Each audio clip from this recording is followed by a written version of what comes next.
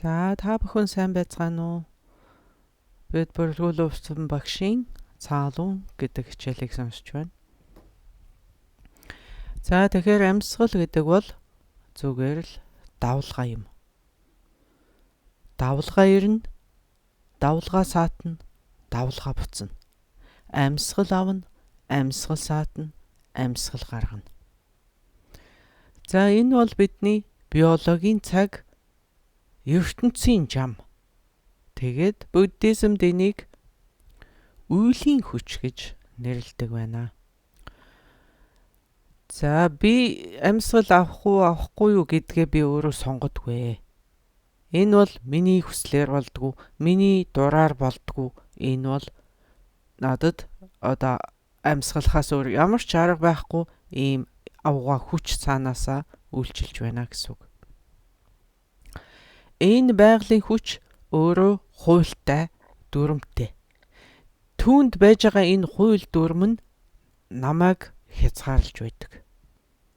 Тэгэхээр би амьсгалаа захирах замаар би энэ захиргаанаас гарах гэдэг. Амьсгалдаа нөлөөлж чадсанаар би өөрийнхөө одоо хий шар бадганг зохицуулж чадна. За тэр нь бол бидний бие гэсэн үг. Бидний биеийг бүтээж байгаа гурван зүйл юм. За тэгээд амьсгалаа хянснаар бид өөрсдийнхөө сэтгэлийг мөн хянаж болох нэ.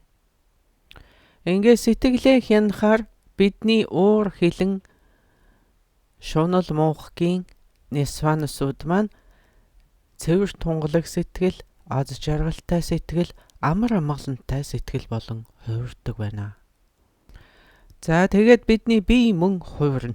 Бидний биеийг бүтээж байгаа энэ хий шар бадган гэдэг гурван зүйл мөн хувираад шар нь төмөөгийн гал, бадган нь одоо таашаалын биеийн таашаал. За тэгээд бидний хий бэлгүүний хий болон хувирах бололцоотой байна. За ингэж бид үеийн хийг бэлгүүний хий болон хувиргасны дараа бидний энэ өвдөлтийн бие, таашаалын бие болон хувираад бидний бие маш дулаахан, халуун, таашаалтай, сэтгэл нь аз жаргалтай, ийм амар амгалантай болж хувирдаг байна. За тэгвэл яг одоогоор бидэнд энэ өвдөлтийн бие, бидэнд энэ ямар ч хүч чадалгүй энэ ядарсан бие, тэгээд энэ муухгийн хий, энэ гурвал зөнхөлж байна шүү дээ бидэнд. За одоо жишээлбэл та одоо ингээд ядрахаас аврагдах тийм ямар хувилбар байна гэд бодоод үзтээ. Ядрахаас бид яаж өөрийгөө аврах вэ гэж. Кофе уух уу? Кофе ууна гэдэг чинь бас л нэг хувилбар юм шүү дээ. Яг үндсэндээ бол кофе ууснаар бидний ядаргаа тайлагддаггүй. Харин ч бидний зүрх илүү хүчтэй цохилоод илүү сандарч, илүү догдолж эхэлдэг. За тэгээ зогсохгүй, бараг унтаж чадахгүй тийм их догдлолд ордог шүү дээ. За тэгвэл одоо таашаалын биеийг олъё. Сайхан биеийн таашаал идэхийг гэвэл бид юу хийдэг вүлээ? Амандаа шоколад хийдэг шүү. Шоколад иддэг шүү дээ бид. Шоколад идэх шиг таашаалтай зүйл байхгүй. За тэгтээ шоколаднаас авж байгаа энэ таашаал хэр удах уу? Та бүхэн бодоод үзээрэй. Ялангуяа над шиг юм болгоныг хазааж ажиллаад идчихдэг хүний хувьд нэг хэдхэн секунд л болно шүү дээ.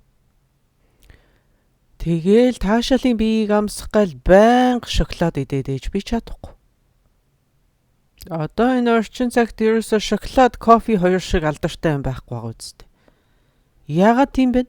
Яагаад гэвэл биднээс энэ өвдөлтийн бие, энэ ядарсан энерги, одоо ямар ч хүч энерги байхгүй энэ ядарсан бие биетэй байгаа учраас тэрнээс гарах хувилбар нь кофе, шоколад хоёр л болчиход байгаа. За ингээд өвдөлтийн биеийг хүсэхгүй л биднээс одоо ямар хувилбар байна? Энэ биеийн шаналгаанаас салах сайхан наранд гарах. Халуун дулаан, уур амьсгалтай, нартай сайхан өдөр амрахал байгаа үсттэй. Бидэнд төмөөгийн гал байхгүй байгаа юм чинь бидэнд гаднаас нарны илч авахаас шүү тааламжтай зүйл байхгүй байна. За тэгэхээр энэ нар, шоколад, кофе гэсэн ийм 3 зүйлээр бид өөрсдийгөө аргалах гад ингээд хичээж явж байгаа тийм байдалтай байна. Биенийхээ өвчнөг намдаахын тулд, багахан мэдрэхийн тулд сайхан халуун наранд, сайхан цаг агаарт гадаа гарах бид дуртай байдаг шүү дээ. Ялангуяа барууныхан наранд нартай өдөр дуртай гэж. За ялангуяа хойд Европ хавцаавал ерөөсөө нар гарсан өдөр тэд бараг баяр болгон тэмдэглэж байгаа юм шүү. Гудамжинд бараг нүцгэн явах нь холгүй л тийм юм болдгоо шүү. За одоо тэгэхээр яагаад бид биеийн дотроо энэ 3 судлыг дүрсэлдэг юм бэ гэвэл бид энэ үеийн хийг бэлгүүний хий болгож хуургах гэж байгаа учраас. Бид энэ үеийн давлгаатай хийг хүсэхгүй. Үеийн хий гэдэг бол давлгаатай хий, бэлгүүний хий гэдэг бол ямар ч давлгаагүй хий байдаг байна. За тийм учраас бид энэ цаалууны дадлагыг хийх учиртай маа. За ингээд 3 судлыг тайлбарлахад юм байна. Одоо бид 4 хүртний учрыг ойлгож авна. 4 хүрт. Бидэнд яагаад 4 хүрт байдг юм бэ? За яагаад гэвэл бидэнд одоо сэтгэлийн 4 төлөв байдаг учраас, бидэнд 4 ийм амьдралын мөчлөг байдаг учраас бидэнд 4 хүрт байдаг байна. Энэ 4 мөчлөгт бидний биеийн энерги өөр газарт хуримтлагдаж, өөр газарт төвлөрдөг. Бид одоо гүнзгий нойрсож байхад бидний энерги голдуу бидний зүрхэн хүртэнд төвлөрсөн байдаг. Хаана илүү их сэтгэл байна, тэнд илүү их энерги хуримтлагдж идэг. Тэгэхээр бидний юу ч бодохгүй болцсон ийм сэтгэлийн төлөвийг бид гүн нойр гэж нэрлэдэг юм аа. За ингээд биднийг зүүдэлж байх үед энерги голдуу бидний хоолойн хүртэнд төвлөрдөг. За тэнд бол илүү сэтгэл хоолойн хүртэнд төвлөрч байгаа гэсэн үг. За зүүдний үед, зүүдэлж байх үед бидний энэ 5 мэдрэхүү идэвхтэй биш байгаа. Тэгсэн мөртлөө бидний сэтгэл бол маш идэвхтэй байдалд байдаг байна. За ингээ бидний духны хүртэнд илүү энерги төвлөрөөд, бидний духны хүртэнд илүү сэтгэл төвлөрөөд ирэхээр тэр үед бид сэрүүн байдаг байна. Тэгээд бидний нүд нээлттэй ингээ 5 мэдрэхүү бүрэн сэрцэн тийм байдалд байхыг бид сэрүүн үе гэж нэрлэдэг. За ингээд гүн нойрны үед бидний энерги болоо юм амгалан байдалтай, хөдөлгөөнгүй. За зүүдний үед идэвхтэй байдалтай, сэрүүн үед бол бүр зүүднээс ч илүү идэвхтэй байдалтай байна гэж ойлгоно. Яг тийм учраас л сэрүүн үедээ бид илүү ядраад идэг. Илүү ядардаг. Зүүдний үеийг бодох юм бол сэрүүн байхдаа бид илүү ядардаг. За тэгвэл зүүдэлж байх үедээ бид илүү амарч байдаг байна бидний бие. Сэрүүн байгаагаа бодвол илүү амарч байдаг. Тэгвэл гүн нойрны үед бүр гүнзгий амарч байдаг. Бүр гүнзгий амгаланд умбаж байдаг гэж ойлгоно. Яагад гэвэл энэ үед бид ямар ч давлгаагүй энергийг мэдэрч идэг учраас. Тэгээ зүүдний үед давлгаа ихсээд сэрүүн үед давлгаа нь бүр ихсдэгэ гэсэн үг. За ингээд гүнзгий нойрсож байх үед бид маш гүнзгий амарч байдаг учраас гүнзгий нойрсоос сэрсний дараа таны бие сэтгэл хоёр чинь үнэхээр сайхан амарчсан, үнэхээр төгс төгөлдөр яг тийм төлөвт байдаг. Нойр гэдэг, унтах гэдэг ямар хүчтэй гэж бодно. Яг ингээд гүнзгий сайхан нойрсох үед хүний бүх энерги зүрхэнд чинь ингээд уусаад төвлөрөөд ингээд нам гүм хөдөлгөөнгүй давулгаагүй ийм гүнзгий тайвшрал, гүнзгий амралтын байдалд ордог. За тэгэхээр ч л энэ үед бидний ерөөсөө биеийн бүх зангирал, чангарал, бүх юм арилж алга болоод сэтгэлийн бүх стресс, бодол, зовнил бүгд арилж алга болсон байдаг. За ингээд 6 цаг байна уу, 7 цаг байна, 8 цаг байна уу, хэдэн цаг бидэнд хэрэгтэй ингээд гүнзгий сайхан нойрсоос ирэхэд юу болно гэж бодож байна. Та ингээд сайхан гүнзгий нойрсоод сэрсний дараа бидний бие маш их энергитэй байдаг. За бараг кофе ч уух шаардлагагүй. Тийм үед таны сэтгэл биш үү? Маш тайван, маш амгалан, тэгээ маш тодхон байдаг. Юм ч бодох шаардлагагүй, юу ч бодохгүйгээр бүх юм тов тодорхой байдаг шүү дээ. Нойр гэдэг маш чухал зүйл. Нойр гэдэг бол үнэхээр чухал зүйл шүү. Нойргүйгээр таны энэ өдөр маш шаналгаатай өнгөрнө. Нойргүй хонсны маргааш маш шаналгаатай. Тэгээд маш их өвдөлттэй. Эрүүл бус амьдрал гэж энийг хэлнэ шүү. Тэгээ нойр гэхээр энд байглаас заяасан бэлэг юм.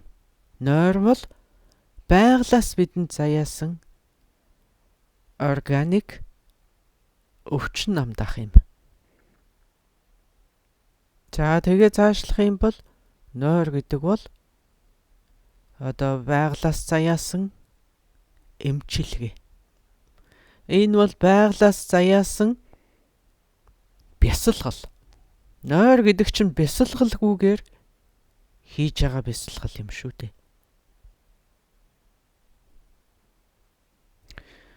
Нойр гэдэг бол цаалунгүйгээр цаалун хийж байгаатай л адилхан юм. Тэгэхээр та бүхэн яах нь вэ? Та бүхэн эрүүл сарвал байя гэвэл унтах хэрэгтэй. Аз жаргалтай байя гэвэл унтах хэрэгтэй. Эрч хүчтэй байя гэвэл унтахаа бүү мартаа. Та хамгийн сайн биетэй бай гэж бодож байгаа бол унтах хэрэгтэй. Та хамгийн сайн сэтгэлтэй байя гэж бодож байгаа бол нойрсох хэрэгтэй. Сайхан амьдрья гэж бодох юм бол нойрсох хэрэгтэй. За ингээд бидний энерги хүн хүртэнд төвлөрөх үед бидний энергийн итвэгчлэлт дээд зэгтээ маш өндөр зэгт хүрээд бидний энэ чичиргээ маш өндөр болж ирдэг байна. За ингээд энэ бидний энэ дөрвөн мөчлөгт бидний энерги өөр хүртнүүдэд цугларч төвлөрч байдаг байна. Гүнзгий нойрсод сэрсний дараа таны бие, таны сэтгэл бидний захиргаанд орохдоо илүү амархан болсон байдаг байна. За ингээ сайхан унтаад сэрсний дараа та би гараад сайхан гүйя гэж бодох юм бол магадгүй таны бие за тгийгээ зөвшөөрч магадгүй. За би нэг жоохон цаалун хийгээд гэх юм бол за гэж бас магадгүй. Ийм дуулууртай болдог байна шүү. За тэгвэл та нойргүй хонсны дараа нойр муутай хонсны маргааш ямар байдаг вүлээ? Санаад үзээрэй. Юу ч хийх хүсэлгүй. За тэгээ юу ч хий гэсэн хөдөлгөхөөс дургу хүрсэн. Тийм байдаг шүү дээ. За тэгээ тийм өдөр бол ерөөсөө л үхээгүйгээр тамд байгаа юм шиг тийм хэцүү өдрийг өнгөрөөдгөө. Тэр энд бидний энэ яриад байгаа цаалун гэдэг бол амьсгалын дасгал. Бид энэ дасгалаар амьсгалаа хянана. Амьсгалаа хянснаар бид бие сэтгэл хоёроо захирна. Бие сэтгэл хоёроо та захирчих юм бол та өөрийнхөө амьдралыг захирах болно. За ингээд дөрвөн хүртний талаар ярихад юм байна. Тэгэхээр хийн талаар ярина. За бидний биед байж байгаа энэ хий. Гадаад хий, дотоод хий, нууцын хий гэж байгаа. За тэгээд түүгээр зогсохгүй. Мөн бидэнд унган хий гэж байдаг. За бидний энэ унган хий бол бидэнд 70 янзын унган хий байгаа. За тэгэхээр одоо энэ гадаад хий гэж юу хэлж байгаа юм бэ гэвэл бидний биед биеэр гүйж байгаа хий хэлдэг. Дотоод хий гэж юу хэлж байгаа юм бэ гэвэл бидний сэтгэлд байж байгаа хий хэлдэг. За ингээд нууцын хий гэдэг нь юу гэж байгаа юм бэ гэвэл бидний биеийн дээд хэсэгт дээш одогч хий, доош зайлуулагч хий. Энэ хоёрыг хэлдэг юм аа. За ингээд унган хий гэдэг маань бидний энэ биеинд 10 төрлийн хий гүйж идгаа гэдгийг та бүхэн одоо сонсч ирсэн баг. Тэгэхээр энэ 10 төрлийн хий маань бүгдээрээ тус бүр 7 шинжийг агуулсан байдаг. Ингээд 70 болж байгаа. За тэгэхээр энэ ерөөсө цаалууныг ёстой нэгнгүү суралцъя, нарийн суралцъя гэж байгаа хүн бол энэ 70 янзын хийг судлах ёстой. За тэгэхээр давтан хэлэхэд гадаад хий гэдэг бол бидний биений хий, дотоод хий гэдэг бол бидний сэтгэлийн хий, нууцын хий гэдэг нь бидний биеийн дээд хэсэгт байгаа хүйтэн хий, бидний биеийн доод хэсэгт байгаа халуун хий, энэ хоёрыг хэлдэг юм аа. За ингээ бидний биеэр гүйжидэг 10 хий 7 тус бүр 7 чанарыг агуулсан ийм 70 янзын хий байдаг байна. За тэгэхээр энэ яриад байгаа хийнүүд чинь бүгдээрээ мөн л үйлийн хий яригдж байгаа гэж бодтоо. За ингээд эдгээр хийний талаар судалъя гэх юм бол Марв багшийн хичээлүүд, Мял богдын хичээлүүд, за ингээд Сажаагийн урсгалын номнууд болон одоо өөр бусад урсгалын номуудад ч гэсэн одоо Мерсер бичигдсэн байдаг. Тэдгээрээс уншиж судлах ёстой. Тэгэхээр өнөөдөр бидний энд голчлон ярьж байгаа хий бол дээш одогч хий, уруу зайлуулагч хий буюу дээд хий, доод хий. Эсвэл энийг хүйтэн хий, халуун хий гэж нэрлэдэг. Тэдгээр хийг бид голчлон ярьж байгаа гэж ойлгох хэрэгтэй. За тэгэхээр энэ дээд доод хий бол энэ хүүснээс дээшээ хүн хүртнээс доошоо гэж яригдж байгаа. Тэгэхээр үндсэндээ бол бидний авч байгаа амьсгал хүйтэн хий, бидний гаргаж байгаа амьсгал халуун хий байдаг. За ингээд цаалууны дадлагаар бид амьсгалаа биеэс гадна барих, биеийн дотроо амьсгалаа барих гихчлэн дасгалууд хийдэг. Тэдгээр нь бол ерөнхийдөө энэ хүйтэн хийг л ярьж байгаа гэж ойлгох хэрэгтэй. За тэгээд бүр илүү одоо гүнзгий төвшөнд хүрээд ирэхээр биднес биеийн доод хэсэгт байж байгаа халуун хийгээ хүртэл татаж ирээд гаргана гэж ийм дасгалууд байдаг. Тэгэхээр одоо халуун агаарыг та бүхэн бодоод үзтээ. Халуун агаар гэхээр дээшээ л явдаг. Энэ голдуу 100 цагт бол энийг ойлгоход бүр амархан шүү дээ. Их халуун өдөр болохоор ингээд халуун агаар дээшээ хөөрөд тэгээд удахгүй бороо болоод будагда. За тэгээд ингээд бүлээн агаар дээшээ хөөрснөөс болоод агаар маш их чийгшилтэй болдог. За тэгвэл хүйтэн агаар доошо буухта цаас, бороо, мөндөр зэрэг болж буудаг шүү. За энэ одоо халуун агаар, хүйтэн агаар хоёр бүх ертөнцийн зүй зохицлыг зохицуулж байгаа гэд бодтоо. Энэ халуун хүйтний л одоо зохицолтолгоо алдагдах юм бол энэ ертөнцийн бүх зохицолтолгоо нэг мэс алдагдана. Яг тэрийг дагаад. За энэ ертөнцийн зохицолтолгоо гэдэг маань одоо нөгөө дөрвөн улирал зэргийг хэлж байгаа шүү дээ. За түүнтэй адилхан дэлхийн ертөнц, гадаад гариг дэлхийн ертөнцтэй адилхан бидний бие махбод ч гэсэн дөрвөн улиралтай байдаг. Бидний бие махбодд ч гэсэн халуун хий, хүйтэн хий байдаг. За ингээ бидний биед явагддаг тэр дөрвөн улирал гэдээ ярих юм бол 25 нас хүртэл бидний биед хавар цаг шиг байдаг. За ингээ 25-аас 45 хүртэл зуны улирал. За ингээ 45-аас хойш намар болно. Тэгээ намар аль хүртэл үргэлжлэх вэ гэдгийг би хэлэхгүй, энд би тоо хэлэхгүй. За энд би одоо намрын дараа өвөл болно л гэж хэлнэ. За ингээд намар цаг тэдэн насанд төгснөө гэж хэлчих юм бол улс төрийн хувьд алдаатай юм болно. Би янз бүрийн шүүмжлэлд өртөх болно. Тийм учраас би энэ намар хэр удаа үргэлжлэх вэ гэдгийг би тоогоор бол хэлэхгүй нэ. Та бүхэн мэдж байгаа энэ орчин цагт ер нь хэлэх юмд маш л анхааралтай байхгүй юм бол асуудалд ороход маш амархан болсон үе шүү дээ. Улс төрийн хувьд алдаатай гэдэг одоо улс төр гэдэг чинь бидний энэ байгалийн унган мөн чанараас илүү чухал зүйл болчиход байна шүү дээ. За тэгэхээр өвлийн улирал бидний биед хэдэн наснаас явагддаг вэ гэдэг нь энэ нас нууц байх нэ. За яагаад бидний биед ийм дөрвөн улирал байгаа?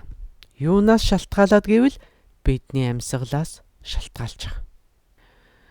За ингээд 25 нас хүртлээр бидний гаднаас авч байгаа амьсгал бидний гаргаж байгаа амьсгалаас илүү байдаг байна. Энд чи юу гэсэн үг юм бэ гэхээр биднээс хүйтэн агаар илүү аваад халуун агаар баг гаргаж ийна гэсэн үг. Тэгэхээр эн чинь яадаг вэ гэвэл бидний биед маш их одоо чийг өөрөөр хэлбэл усан махбод гал махбод арвидж ирдэг гэсэн үг. За ингээ 25 нас хүртэл бидний бие дэх гал махбод усан махбод өсөөд нэмэгдээд ялангуяа усан махбод маш ихээр нэмэгдэж байдаг байна. За ингээд 25 хүртэл бидний одоо ус гал махбодууд арвидаад ингээ бидний биеийн дэх халуун агаар, хүйтэн агаар бүгдээрээ ингээд арвидаад ирэхийн үед улам бүр нэмэгдээд ах тусам бидний бие улам хүчтэй, улам чангараад идэг. Улам чангарч ирдэг. За энэ үед бол зүгээр ямар ч дасгал сургуулалтгүйгээр өдрөөс өдөрт чангараад сайжраад байна л гэсэн үг. Тэгээ яагаад ингэж юм гэхээр бидний авж байгаа амьсгал, бидний гаргаж байгаа амьсгалаас илүү хэмжээтэй байдаг учраас. За тэгвэл 25-аас хойш 45 нас хүртэл бидний гаднаас авж байгаа амьсгал, бидний гаргаж байгаа амьсгал хоёр тэнцвүүхэн байдаг байна. Тэнцүү болж ирдэг. Та одоо жишээлбэл 1 кг агаар амьсгаллаа гэхэд 1 кг агаар гаргаж ах нь шүү дээ. За энийг бид биологийн цаг гэж нэрлэдэг байгаа шүү дээ. 25-аас 45 хүртэлх хооронд бидний авч байгаа амьсгал, гаргаж байгаа амьсгал хоёр энэ тэнцүү байдаг байна. За ингэж тэнцүүхэн авж байгаа нь тэнцүү амьсгал авч тэнцүүхэн амьсгал гаргаж гаргаж байгаа амьсгал нь тэнцүү байх нь мөн л бидний биеийн дэх усан махбод, гал махбод тэрэн дотроо ялангуяа гал махбодыг илүү ихээр арвидуулж идэг байна. За ингээд энэ хооронд энэ 100 цаг бидний биеийн зуны улирал энэ үед ингээд бидний авч гарч байгаа амьсгал хайрцсангуу тэнцвэртэй байгаад байгаа учраас бидний биеинд тийм их өөрчлөлт гардаггүй. Яагаад гэвэл бидний амьсгал ийм тэнцвэртэй байгаа учраас. Тэгэхээр та 25-таад нэг зураг авахулчих. За тэр чинь бараг 45 хүртэл чинь үйлчлэнэ.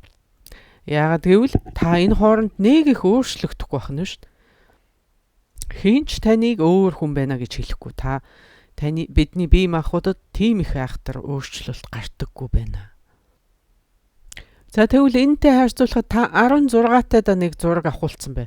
21 хүрэхэд чинь л энэ мөн үү гэмээр өөр болцсон байдгийг шүү дээ.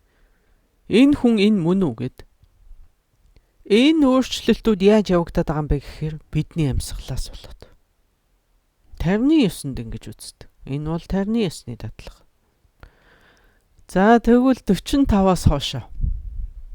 45 наснаас хоошоо байгалийнхаа жамаар штэ. Байгалийнхаа жамаар бидний гаргаж байгаа амьсгал бидний авж байгаа амьсгалаас их болоод эхэлдэг байна. Их амьсгал гаргаад бага амьсгал аваад идэх гэсэн үг. Тэгэхээр ойлгож ийн 25-аас 45 насны хооронд таны биед тийм их айхтар өөрчлөлт ордоггүй. Яагаад гэхээр таны амьсгал ийм тогтвортой байгаа учраас. Бидний бие махбодод тийм их айхтар өөрчлөлт явагддаг байна шүү дээ. Энэ ёстой яг хэвээр байгаад байна гэж ярьдаг шүү биднээс. Энэ ерөөсө хөгшрөхгүй юм а гэд. Тэр үед биш дээ хүмүүс юу гэж боддог вэ гэхээр нас намайг мартчихжээ гэж боддог байхгүй. 25-аас нэрэ 45 хүртэл ерөөсө хөгшрөхгүй байгаа юм шиг, ерөөсө хөтлөхгүй байгаа юм шиг тэгж санагдана. Надад хүртэл тэгж санагдчихсэн. Яг хэвээр байгаад ит. Нас намайг мартчихжээ. Одоо хүн болгон хөгшрөөд байхад би ганцаараа л хөгшрөхгүй байна гэж бодогддог шүү. За та одоо 45 хүрсэн хүн энд сонсож байгаа бол өөрийгөө бодоод үзээрэй. 25-тай, 30-тай, 35-тай, 40-тэй бараг л ялгаа байхгүй дээ. Адилхан. Хүмүүс хүн болгон хөгшөрдөг. Тэрийг би мэднэ. Ганцхан би л хөгшрөхгүй байна гэж боддгийг шүү. Үнэхээр тэгж бодогддог. Тэгээд өдөр болгон тойлон тарна. Яг л хэвээр байгаад байна. Тэгвэл 45-аас хойш гаргах амьсгал нь уртсаад авах амьсгал нь богиносоод ирэхээр энийг бид биологийн цаг гэж. Энэ байгалийнхаа жамаар байхгүй. Байгалийнхаа жамаар л явагдаж байгаа. Аяндаа л явагдаж байгаа. Тийм процесс шүү дээ. Тэгэхээр та энэ үед өөрийнхөө амьдралын бусад бүх үеийг бодох юм бол хамаагүй илүүтэй амьсгал гаргаж идэг. За ингээд илүүтэй амьсгал гаргаад ирэхээр яах вэ гэх юм бол таны биеийн дэх усан махбод, гал махбод чинь багасаад ирнэ. За тэгээд ялангуяа усан махбод чинь маш их багасна. За тэгээд та одоо булчингийнхаа маасыг алдаж эхэлнэ. За тэгээд ингээд гал усан махбод, ялангуяа усан махбод багасаад ирэхийн үед таны нүүрэн дөрчлээ гараад ингээд арьс чин шал байгаад ингээд мах чин сул байгаад унжаад ясан дээр тогтсон арьс шиг болоод ирнэ. За тэгэл энэ үед чи одоо нөгөө гидсний 6 булчинтай байсан хүн чинь арилж булчингаа алдаад эхлэхээр нэг ийм том бондгор юм болчихно. За ингээд булчин гэхээсээ илүү арьс л голдуу үлдэндээ. За тэгтээ та яг ингээ булчингаа хөгжүүлээд боди билдинг хийгээд ч юм уу багсаг зүйлийг хийж болно. За тэгэд энэ үед явагддаг бас нэг чухал өөрчлөлт бол таны хараа мууддаг. Хараа ч муудаад ирэхээр за ингээд хөгшөрч байна да. За ингээд юм жоохон өөрчлөгдөд байна да гэсэн сэжиг танд төрж эхэлнэ. Зүгээр хардаг байсан юм нэг өглөө босоод ирэхэд л сайн харагдахаа болцсон биз. За ингээл нэг өглөө гинтийн бэлэг гэдэг шиг та шоконд орондоо хүүшээ чи юу болж байна вэ? За ингээд шоконд орохдоо ч зэрэгцээгээр таны эго чинь дарагдаад таны омог чинь багасаад ирнэ. Босод хүмүүс л хөгшрөөд байгаа биш, би ч гэсэн хөгшөрч байгаа юм байна шүү. Нас намайг мартсан гэж бодсон чинь үгүй юм байна шүү гэж та бодож эхэлнэ дээ. Мартаагүй юм байна, намайг санаж байгаа юм байна тэр нас гэдэг юм чинь. Гэд бодохтой зэрэг таны чихч унжаад ингээд жоохон тэр омогтой сэтгэл чинь дарагдаад ирэх болно. За тэгдэггүйсэн бол та чинь ёстой нас намайг шийдэхгүй шүү. Би насыг шийдэ шүү. Би бол ёстой насыг захирна хүү хаа суняагаад одоо дасгал сургууль хийгээд тийм л байдалтай өөрөө л одоо насыг захираад яваад байгаа юм шигээр санаад байна шүү дээ. За ингээл цаашаага одоо ингээд авах амьсгал чинь улам богиносоол, гаргах амьсгал чинь улам уртсаал, улам ихсээд ирнэ. Гаргах нь ихсээд авж байгаа нь бага. Тийм болоод ирнэ. За ингээд эн чинь одоо бидний биед яаж нөлөөлөх юм бэ гэвэл бидний судлууд илүү хаагдаад эхэлнэ. Судлууд улам агшаад хаагдаад эхэлнэ гэсэн үг. За ингээд судлууд хаагдаад ирэхээр чинь яах юм бэ гэвэл бидний биеэр энерги чөлөөтэй гүйхэ болох нь шүү дээ. Чөлөөтэй гүйж чадхаа болно. Тэгээд бидний энэ бие махбод чинь яг өвлийн нөгөө хухаарцсан мод шиг болоод ирнэ. Та бүхэн санаж байгаа шүү дээ, энэ гадаад ертөнцид ч гэсэн яг ийм дөрвөн улирал явагддаг. Хавар цагт ногоо нахиалал 100 цагт цэцэг дэлгэрэл тэгэл тэр ногооч хатаад тэр цэцэгч дараа нь хатаад хагдраад тэгээд намар цагт навчунаад тэгээд өвөл цагт хухаардгаа да. Яг л тийм юм бидний биед мөн явагдаж идэг байна. За ингээл өтлөөл хөгшрөөл нөгөө мод хухаарал тэгэл одоо тэр мод тэгээд унтах хэрэгтэй болно, бид тэгээд өөхөх хэрэгтэй болно шүү дээ. Бидний энэ бие махбод 100 жил л амьдрах тийм болцоотой. За ингээ 100-аас дээш насалдаг хүмүүс бас бий, мерсэр. Тэгтээ дунджаар бодоод үзэхэд бидний энэ бие махбод 100 жил л наслах болцоотой. Тийм учраас 100-аас дээш насалж байгаа хүмүүсийг би хууль бус хүмүүсээ гэж хэлэх дуртай. Хошигнож байгаа юм шүү. За одоо цаалууны дасгал бидэнд яаж туслах юм бэ? Цаалууны дасгалаар бид энэ биологийн цагийг өөрчлөх гэдэг юм. Энэ одоо байгалийн хуулийг бид өөрчлөх гэдэг шүү дээ. Өөрсдийнхөө дадлагаар. Энэ болох уу гэвэл болно. Тийм боломжтой. Хэрвээ танд яг зөв зөвлөгөөгөөд яг зөв техникийг өгөх юм бол танд энэ дадлагаар одоо энэ байгалийн хуулийг өөрчлөх болцоо байгаа. Цаалууны дадлагуудад одоо энэ хүйтэн агаарыг биеэс гадна барих, хүйтэн агаарыг биеийн дотроо барих гэсэн дасгалууд байдаг. Энд бол ерөөсөө эхлээд бол зөвхөн хүйтэн агаарыг ингэж дадуулдаг. За тэгээд дараа нь бид одоо бомб баригч амьсгал хийн. За бомб баригч амьсгал гэж та бүхэн одоо өмнө нь өөр тантрын дадлагууд дээр сонсч л байсан баг. Энэ бомб баригч амьсгал бол ерөөсөө амьсгалаан барьдаг бүх дасгалуудын хаан нь гэж ойлгох хэрэгтэй. Яагаад гэвэл бид зөвхөн хүйтэн агаарыг бариад зогсохгүй бас халуун агаарыг, биеийн доод хэсгийн агаарыг мөн барьж байгаа. Халуун агаар гэдэг чинь биш үү? Бидний доод сүүдээр орж идэг агаарыг хэлдэг байхгүй юу? Бидний анус, нууцын хөр дээр орж идэг, нэвтэрч идэг тэр агаарыг бид халуун агаар гэж нэрлэдэг.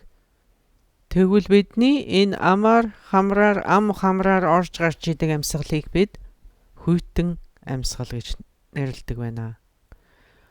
За тэгэхээр бид одоо зөвхөн л ам хамраараа амьсгал авдаг биш байх нь шүү дээ. Бид доод сүүдээр ер нь энэ 9 сүгээр 9-үүлэнгээр нь бид амьсгалж идэг гэж ойлгох хэрэгтэй. За тэгээд бас зогсохгүй. Бүх энэ арсны шар усны нүхээр мөн амьсгалж идэг. Энэ арсны шар усны нүх болгоноор бид амьсгалж идэг гэж бодоорой. 28 тэрбум шар усны сүв. Тэрвэр бид мөн адилхан амьсгалж байдаг байна. За тэгээд бүр сүүлдээ бол одоо хүйтэн амьсгал, халуун амьсгал хоёулангийн бид биеэсээ гаргаад тэгээ барина гэж ийм дасгал хамгийн сүүлд хийдэг. Энэ одоо бид ингээ бүх амьсгалаа гаргаж байгаа тэр чинь хүйтэн амьсгал байна. Бүх хүйтэн амьсгал гарчаад ахад дахиад доороос энерги татагдаж, энергийн хөдөлгөөн гараад татагдаж тэр халуун агаарыг ч гэсэн мөн гаргаад барина гэсэн ийм одоо дасгалуудыг цаалууны дасгалаар хийдэг байна. За тэгэхээр ийм цаалууны 4 төрлийн дасгал байдаг байна. Амьсгалыг одоо биеэс гадна барих, амьсгалыг хөвлөдөө барих, за ингээд бомб барихч амьсгал, дөрөвтөх нь энэ одоо халуун хүйтэн амьсгалыг биеэс гаргаад хоёулангийн барих гэсэн ийм дасгалуудыг хийдэг байна. За тэгэхээр эдгээр дасгалын зааварчилгааг та бүхэн одоо зохих мэргэжлийн багшаас авч тэр багшаасаа биеэр хийх дасгалууд учраас та бүхэн одоо энийг багшаар заалгаж суралцах ёстой.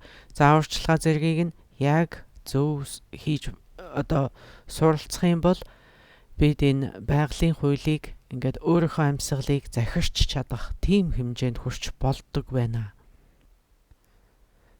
За ингээд сүүлийн хэдэн минутанд одоо энэ хүмүүсийн асуултанд хариулъя. За надад бол одоо хичээлээ зааж дуусаагүй шахам байхад маш их асуултууд ирсэн. За тэндээс ингээд түүж хагаад яг гол хүмүүсийн сонирхож байгаа асуултнуудад цөөхөн хэдэн асуултанд хариулъя. За эхний асуулт энэ цаалууны дасгалыг хийх зөв цаг гэж байх уу гэсэн асуулт байна. За тэгээд ямар цагт хийвэл зөв бэ? Дээрэс нь энэ ходоод хоосон хийх ёстой юу? Одоо юм идчихэд хийж болох уу гэсэн асуулт байна. За ингээд цаалууны дасгалыг хийх хамгийн тохиромжтой цаг бол өглөө үүрээр мэдээж. Нар мандахын өмнө гэсэн үг. За ингээд өглөө үүрээр бол хийсэн дасгал маш сайн байдаг. Тэгээ маш үлцийтэй байдаг. За энэ бол одоо өдрийн хамгийн сайн цаг гэсэн үг. Хамгийн сайн цаг. За тэгтээ заавал үүрээр гэхгүй хүсэх юм бол өдрийн аль ч цагт цаалууны дасгалыг хийж болно. За тэгээд цагаа сонгосон бол одоо цаалууны дасгалыг хийхийнхээ өмнө болж өгвөл 9 удаагийн амьсгалын дасгалыг хийнэ. За тэгж чадахгүй бол доор хаяж 3 удаа гүнзгий амьсгал авч гаргах хэрэгтэй. Дараа нь дасгалаа хийж эхлээрэй. За тэгээ хоолны тухайд нэх их юм идээгүй байхдаа хийвэл зүгээр. Тэгээд өглөө эрт гэдэг чинь ер нь их сайн цаг. Өглөө эрт бол бид нэг их юм идэж амжаагүй байгаа. Тэгсэн мөртлөө бас ходоод хов хоосон биш байгаа. Нэг аяг ус ч юм уу утсан байгаа учраас энэ маш тохиромжтой цаг нь тэр юм аа. За тэгээд өглөө эрт мөн одоо бидний судлууд илүү нээлттэй байдаг байна. Тийм учраас альва нэгэн тантрын дадлагыг хийхэд маш их ашигтай цаг гэж тооцогддог байна. За ингээд одоо шүнжэнгөө таны ингээд хоол боловсрчихсан ходоод чин дүүрэн биш, гидс чин дүүрэн биш ийм байдалтай байгаа. Орон зай байгаа гэсэн үг. За тэгэхээр энийг бид ходоод хоосон үед хийнэ гэж хэлж бараг болно. За ингээд ер нь бол их хоол идснийхаа дараа ходоод дүүрэн гидс дүүрэн байх үед цаалуун байтугай ямар ч дасгалыг хийх сайн гэж хэлдэггүй штэ. Энэ бол одоо тохиромжтой биш. Тэр тусмаа цаалууны дадлага та судлуудаа хуглах аюултай. За ингээд тэгтээ бүр бас маш хоосон одоо бүр мацаг барьж байгаа тийм үед бүх одоо юучгүй хоосон болсон тийм үед бас цаалууныг хийх тийм сайн биш. Яагаад гэвэл танд энерги байхгүй байгаа байхгүй. Танд эрч хүч байхгүй шүү дээ. За ингээд энэ одоо амьсгалаа бариад энэ хүчтэй биеийн хөдөлгөөний дасгалууд хийж байгаа шүү дээ. Тэгэхээр одоо таны маш их энерги алдах тийм аюултай байдаг. За тэгэхээр бүр хамгийн хоосон мацаг барьж байгаа юм шиг хоосон тийм үед цаалууны дасгалыг хийх юм бол таны хий энерги нэг газартаа төвлөрч өгөхгүй тал тийшээ тараад байна гэсэн үг. За ингээд одоо өөрийн биеийн хүч энерги алдах тийм аюултай ч байж болдог байна.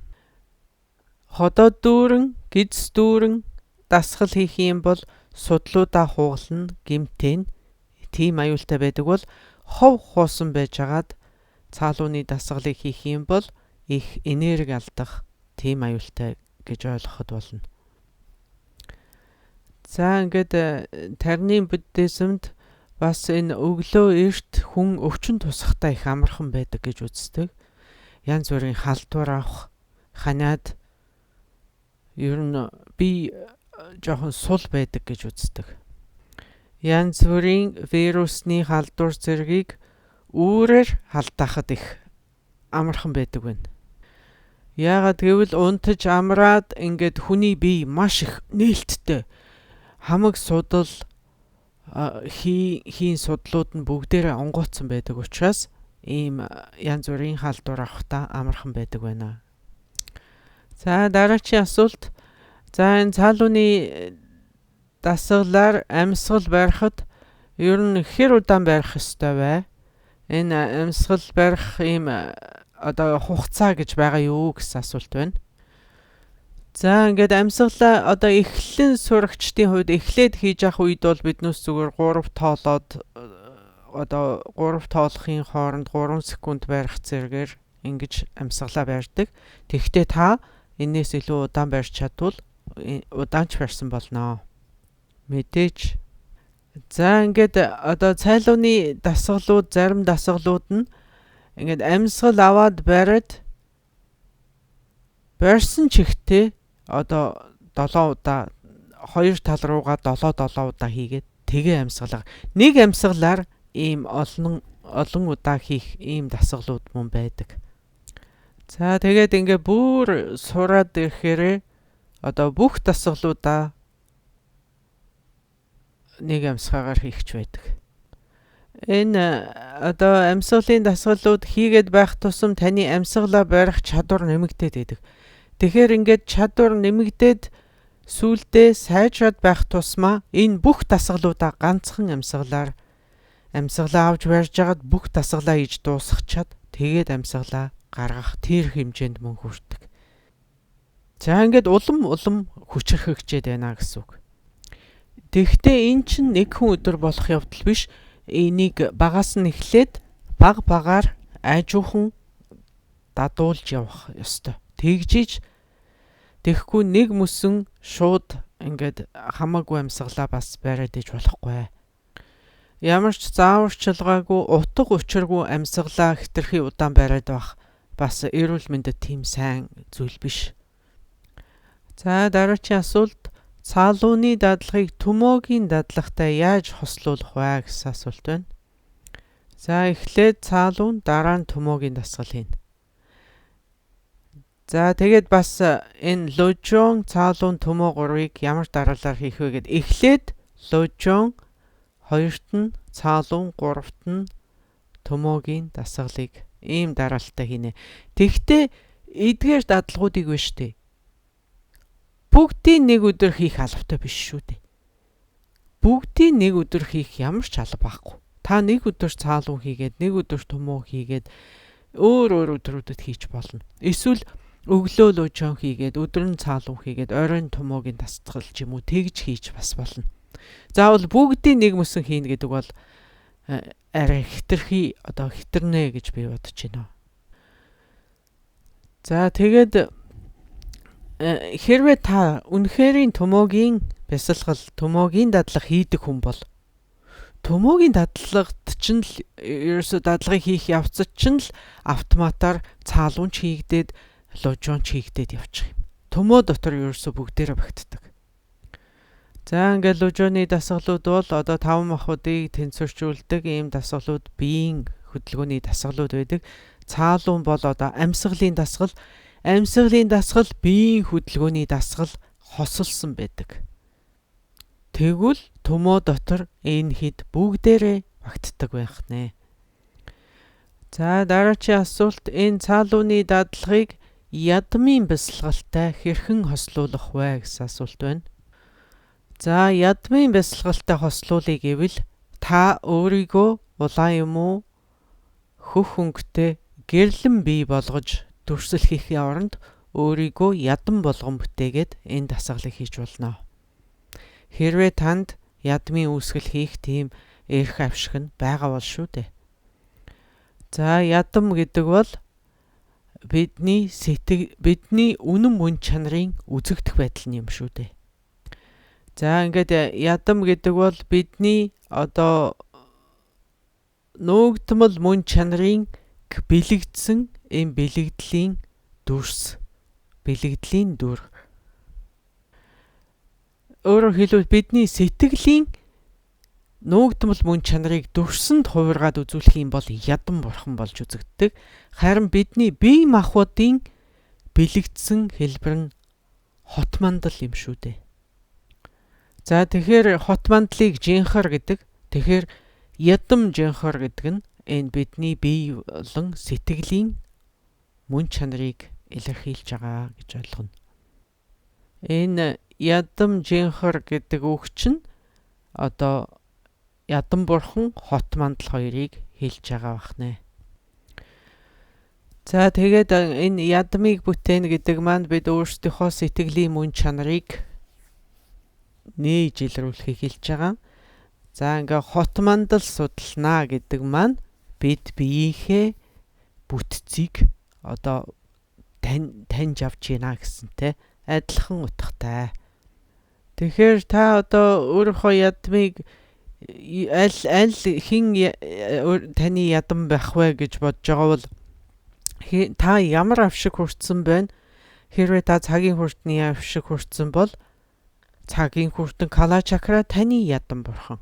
Хэрвээ та дээд амгалантын авшиг хүртсэн бол дэмчиг бурхан таны ядам. Гэгчлэнгээр таны ядам бурхан болдго юм аа. Түүнтэй адилхан базар бараахи нар хажид бурхны авшигыг хүртсэн хүн байх юм бол нар хажид бурхан таны ядам бурхан боллоо гэсэн үг.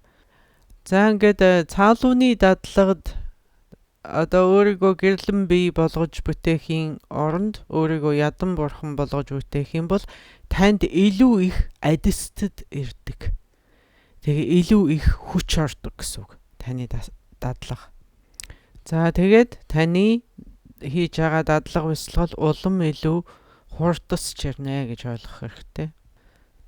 За тэгээд яагаад энэ ядам бурхан болгож бүтээхээр таны дадлага хурдасч байгаа юм бэ гэхээр таны бие маш их ариусдаг.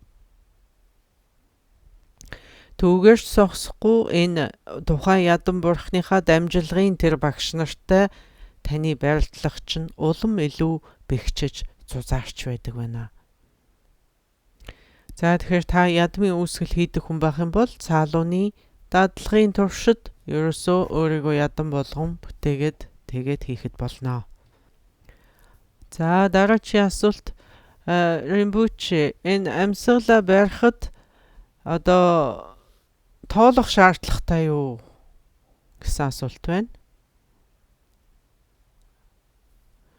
За ингээд амьсгалаа гаргаад барих, амьсгалаа аваад барихад тоолж болно. Тэгтээ тоолох ямар хэрэгтэйг би үүндээ ойлгохгүй байна.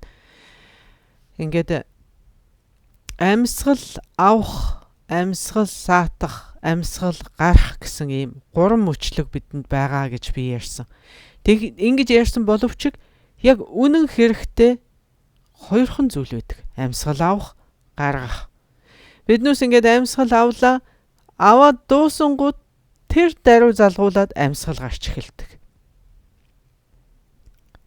Тэгвэл энэ цаалууны дадлагыг хийгээд байхаар бидний авах гарах амьсгал богиносод саатан барих тэр хугацаа нь илүү хурцсаад байдаг. За ингээд бид амьсгал бидний энэ авж байгаа гаргаж байгаа амьсгал чинь дан үйлийн хий ярагдаад байгаа. Энэ үйлийн амьсгал, үйлийн хий баггүй. Тэгэхээр бид ингээд амьсгал авлаа. Амьсгалаа барьлаа. За ингээд 5 секунд орчим амьсгал аваад 5 секунд орчим амьсгал саатаад тэгээд 5 секунд орчим амьсгалаа гаргалаа гэж бодъё. За тэгвэл энэ дадлагыг хийгээд байхын хэрээр таны тэр амьсгалаа барих хугацаа чинь 20 секунд ч юм уу болж уртсаад таны гаргах амьсгал чинь богиносоод тэгээд авах амьсгал чинь бас богиносоод ирдэг байна. Сүүлдээ бүр амьсгал авах шаардлагагүй болдог. Тэгээд амьсгалаа барих хугацаа чинь 30 секунд, 1 минут, 2 минут гихчлэн уртсаад ирдэг байна. Тэгээд одоо сүүлдээ бол амьсгал авах гаргах шаардлагагүй, одоо амьсгал авахчгүй гаргахчгүй тийм байдалд мөн хүрдэг. За ингээд жишээлбэл одоо бомб баригч амьсгалыг бид одоо хевлийдээ амьсгал дүүргээд барих хевлийгээ хоосон хевлийгээ мөн амьсгалаа гаргачаад барих гэж байдаг. Эдгээрийг бид 2-3 минут барьлаа гэж бодъё. За ингээд 32 секунд амьсгалаа барьж чадахыг бага бомб баригч амьсгал гэж нэрлэдэг. За ингээд зарим урсгалд янз янзаар ярьдаг. Тэгэхдээ одоо ингээд 72 секунд та амьсгалаа барьж чадахыг бомб баригч амьсгалыг шүү дээ.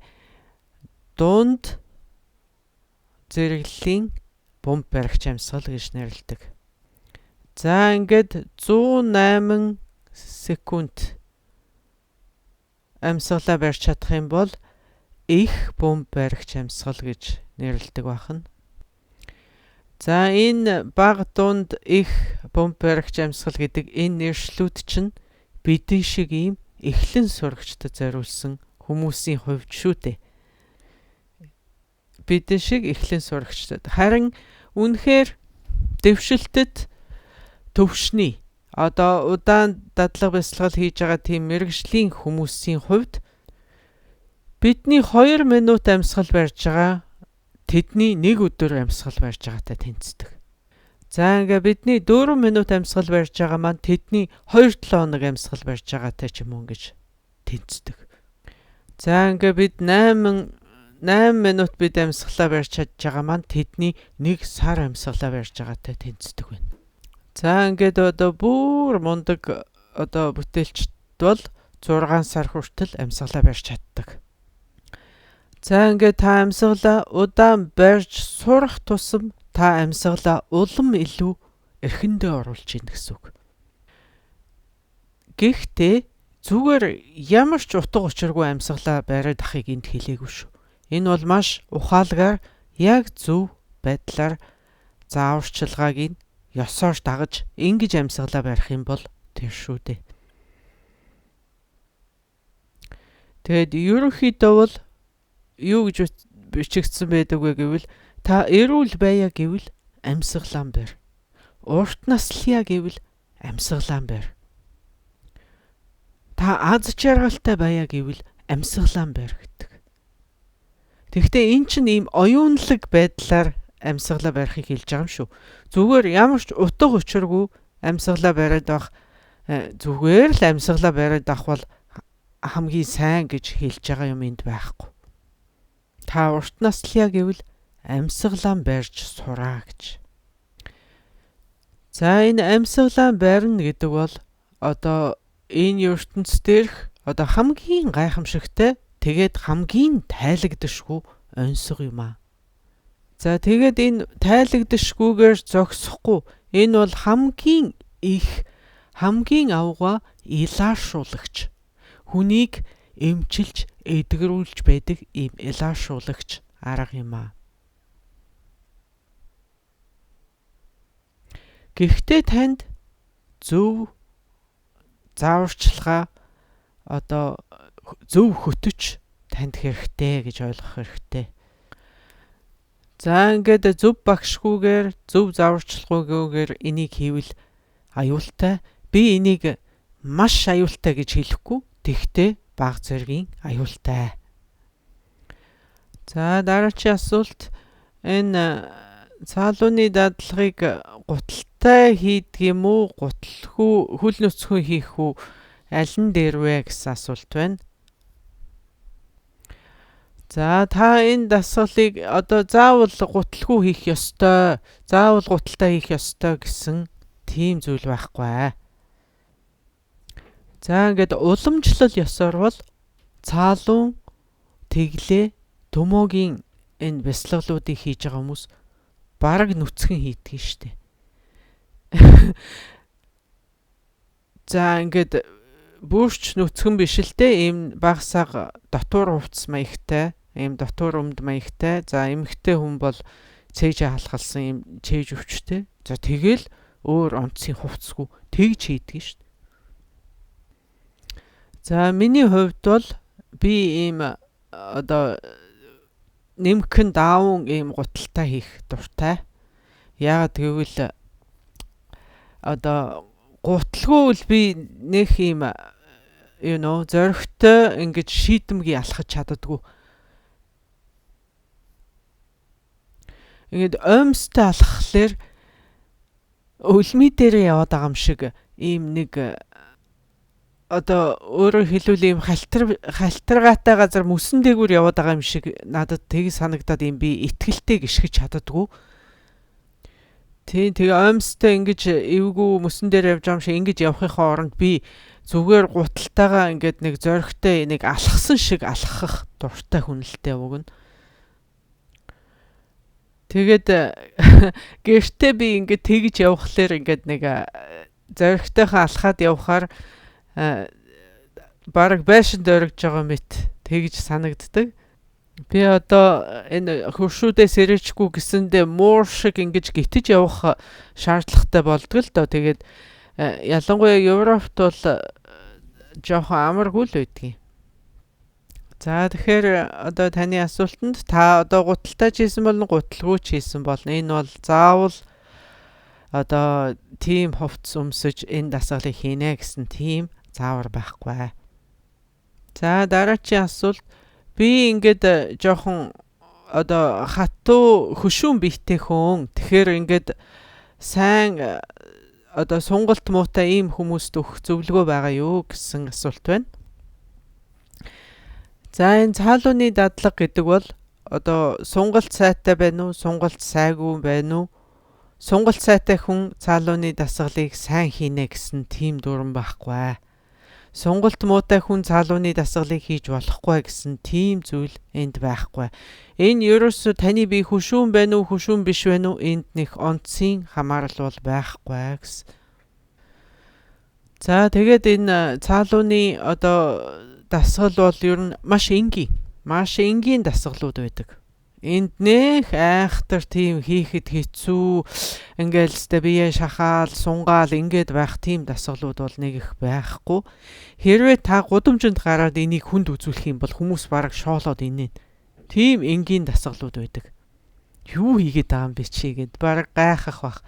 Тэгэхдээ энэний ашиг тус нь бол сте яриан байхгүй. Ярих юмгүй ашигтай. Маш ашигтай дасгалууд юм аа. Та энийг яг зөв багшаар заалгаад яг зөв хийх юм бол өөрт ч мэдрэгдэнэ. Хийгээд эхлэхээр таны өөрийн биед чинь угаасаа мэдрэгдээд ингээд үйлчилж байгаа судал хийнүүд чинь ингээд чөлөөтэй гүйж эхэлж байгаа. Танд өөрт чинь мэдэгдээд эхэлнэ. Тэгэхээр ийм энгийн дасгалуудыг хийхин тулд танд заавал сонголт сайтай байх шаардлагагүй маа.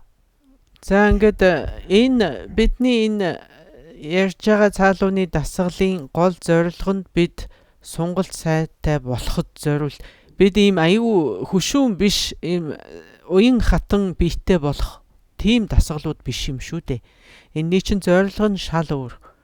Бид амьсгалаа одоо өөрсдийнхөө дураар ингээд амьсгалаа зохицуулж чадах тийм зорилготойгоор энэ дасгалыг хийж байгаа. Нэгдүгээрт.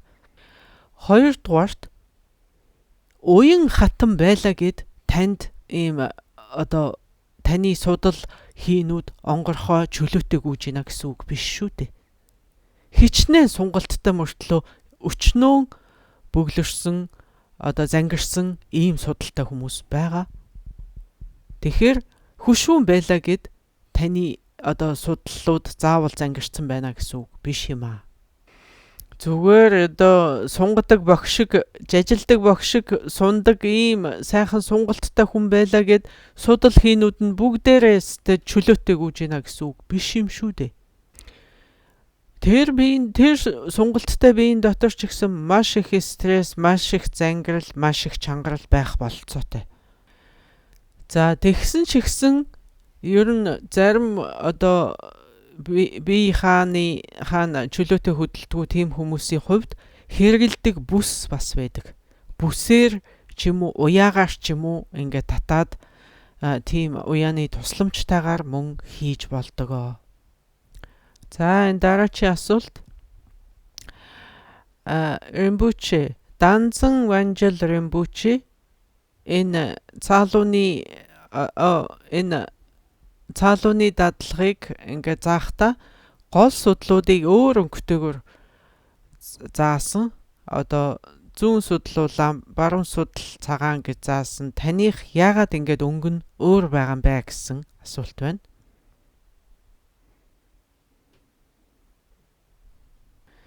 За Данзан Ванжил Римбуче бол Бон урсгалын хүн юм аа. За тэр урсгалын номоор бол бидний энэ гурван судлалын өнгө нь жоохон зөрүүтэй байх нь байдаг. Тэгэхдээ энд ерөөсөө өнгө л зөрүүтэй. Бусад зааварчилгаа нь яг адилхан байсан гэж би санаж байна. Энэ бол яг адилхан байсан. Зааварчилгаа адилхан, өнгө нь л өөр.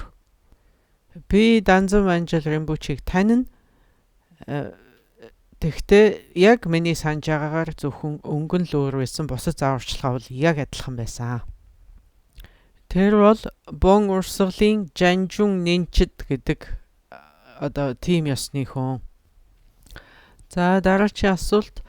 Римбуче энэ сарын эхний 3 хоногт зүүн хамар онгорхой байж эхэлдэг.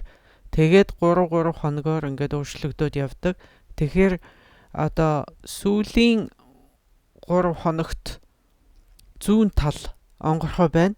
Тэгээд дахиад шинэ сар эхлэхээр дахиад зүүн тал 3 хоног онгорхой. Ингээд нийт 6 хоног онгорхой байх юм уу гэсэн асуулт байна.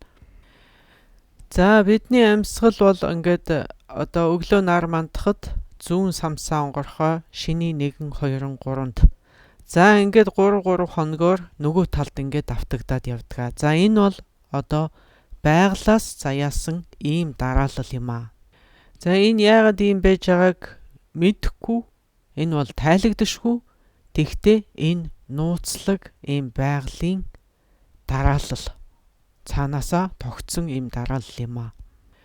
За энийг ингээд бодоод үзэхээр энэ маш гүнзгий нуугдсан, одоо бидний бүр амьсгалын бүр гүнд нуугдсан ийм л мэдээлэл байгаадах шиг байна тэнд. За ингээд энэ эдгээр бидний амьсгалд бол бидний өнгөрсөн бүр урдын төрлүүдийн энэ мэдээллүүд ингээд хадгалагдаад явж идгаа гэж би бодож байна. За тэгэд магадгүй бидний ирээдүйн ч гэсэн мэдээлэл энд ингээд агуулгадаад явж идэг бахаа гэж би боддог. За ингээд цаалууны номыг судалж байхад би бол яг тэгж ойлгосон. За энэ амьсгалд бол маш их мэдээлэл хадгалагдаж явдаг юм байна гэж. За ингээд бидэнд одоо ямар нэгэн юм тохиолдох байлаа гэхэд энэ бүдүүн төвшөнд энэ гадаад давхаргадаа бид юу ч мэдэхгүй анзаарахгүй явж байгаа боловч бидний амьсгалд өөрчлөлт орсон байдгаа гэсэн үг. За ингээд нарийн төвшөндөө бидний биеинд аль хэдийн өөрчлөлт орчихсон, тэр нь бидний амьсгалд ингэж илэрч байдгаа гэж үздэг. За тэгэл энэ янз бүрийн шинж тэмдгээр ингэж илэрдэг бах, тэрийг биднээс ихэнхдээ анзаардаггүй, бид мэддэгчгүй.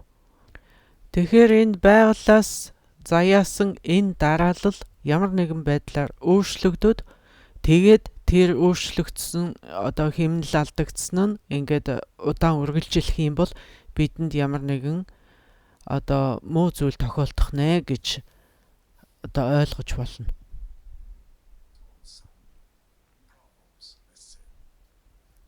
Энэний өмнөх хичээлдэр ярьсан ёсоор бидэнд бол тодорхой хэмжээний янз бүрийн үйл явдлууд тохиолдох нэ гэж таамаглаж болно. За ингээд сүүлчийн асуулт. Римбуче би ингээд шүн унтахаар миний нуруу маш айхтар өвддөг. Ингээд өдрийн цагаар гайгүй байдаг. Цаалууны дасгалыг хийхэд энэ нурууны өвчин арилах магадгүй гэсэн тийм найдвар байх уу гэсэн асуулт байна. За би үүнд бол энэ арилж болно гэж хэлнэ. За бидний энэ хичээлийн цаг бол маш бага. Тийм учраас цаалууны талаар би бүр айхтар дэлгэрэнгүй ярьж амжихгүй. Тэгвэл цаалуун гэдэг бол үнэндээ гайхамшиг юм шүү дээ. Итгэхийн аргагүй шоконд ормоор ийм гайхамшигтай тэгээд тайлагдшгүй ийм нууцлаг сургаал. Энэ бол үнэхээр итгэхийн аргагүй зүйлүүд энд яригддаг юм аа. Бидний энэ бие махбод гэдэг ямар гайхамшигтай гэж бодно. Даанч бидэнд тэр болгоныг ярих тийм цаг алга. За ингээд асуулттай холбоод ярихад цаалууны дасгал бол гарцаа байхгүй тустай гэж би хэлнэ. За ингээд хүн өөрийгөө улаан өнгөтэй гэрлэн бий болгоод дүрслэхэд л хүнд ямар их ашигтай гэж бодно. Тэгэхээр чин тэгж дүрсэлж байгаа дээрээс нь энэ дасгалыг хийх юм бол гарцаа байхгүй ашигтай. За ингээд энэ хүний өвдөлтийн тухайд бол энэ нурууны өвчин бие хөдлөхөд өвдөж байгаа бол энэ судлууд гэмтсэн байна гэсэн үг. Биеийн хөдөлгөөнөөр өвдөж байгаа бол энэ судлууд чинь гэмтсэн байна. За та ингээ булчингийн чангарал энтер гэж хэлж болно, булчин гэж ярьж болно. Энэ цаалууны хэлэнд бол энийг судалчин гэмтсэн байна гэж хэлнэ. За ингээд хэрвээ энэ хөдлөхөөс шалтгааллахгүйгээр ингээд сэтгэл маш их хэтэрхий төвлөрч ингээд чангарснаас болж энэ өвчин үүсэж байгаа бол энэ таны хийн асуудалтай болсон байна гэсэн үг. За эсвэл таны энэ өвдөлт нэг л газараа байгаад байх юм бол энэ судлын өвчин байна. Энэ өвчин чинь ийш тийшээ хөдлөөд заримдаа энд өвдөд байх юм бол энэ хийн өвчин байна. Хийн хямрал байна гэж үзнэ. Тэгэхээр энэ судлын хямрал байна уу, хийн хямрал байна уу гэдгийг яаж мэдэх вэ гэвэл хөдлөөд үзэх нь шүү. Хөдлөөд үзээ хөдлөхөд өвчтөй байгаа бол энэ чинь таны судлын хямрал байна. За ингээд нэг бяцхан зөвлөгөө өгөхөд амьсгал аваад та амьсгалаа барьж агаад хоёр алгаа урьж бүлээцүүлж агаад тэр яг өвдөж байгаа газараа илээд үзээрэй. Амьсгалаа барьж агаад хөвлийгээ дүүргэж барьж агаад тэр өвдөж байгаа газараа илээд үзээрэй. Өөрөөр хэлбэл өөртөө массаж хийгээд үзээрэй гэж би зөвлөмөр байна. За тэгээд хэсэг массажлж агаад зогсоод тэгээд амьсгалаа гаргана. Тэгээ энийг хэд удаа давтаад хийж болно. За энэ хүрээд өнөөдрийн хичээлээ завсарлая. Дараагийн хичээл дээр дахин золготлоо баяртай. За та бүхэнд баярлалаа.